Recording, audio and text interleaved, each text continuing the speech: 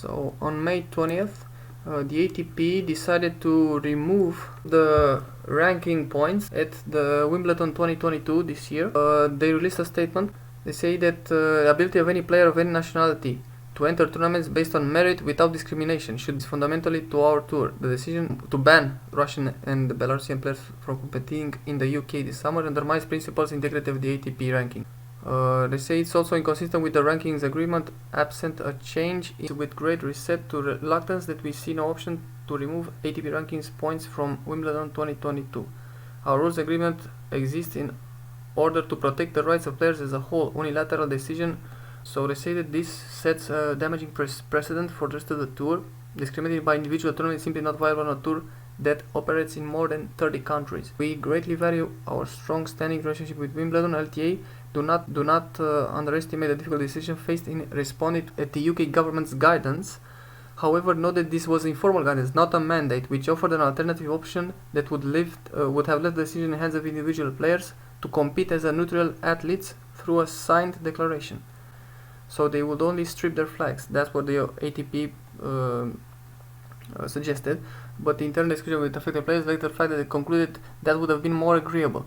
We remain hopeful that the further discussion with Wimbledon leading to assistance customers for all concerned.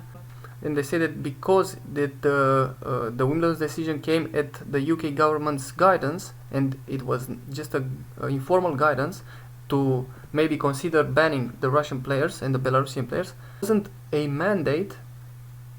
The WTA decided to strip the ranking points because Wimbledon took this decision by themselves, and now it's a discrimination. That's interesting.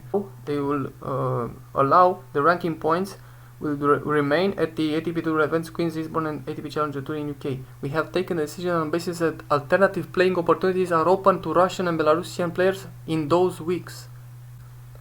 They are saying now that it's not a matter of discrimination, so they are just stating that the act of Wimbledon discriminating and banning Russian and Belarusian players to come play is a discrimination because it was not a mandate. They will leave the ranking points for Queen's Lisbon and ATP Challenger because the players have other opportunities, other alternatives in those weeks where the Russians are not allowed to go play.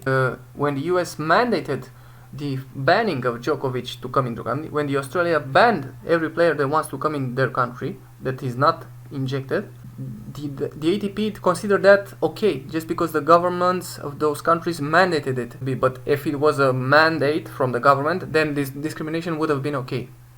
That's what the ATP is taking a good decision, in my opinion. It's not okay for the Russian and Belarusians to be banned from this tournament.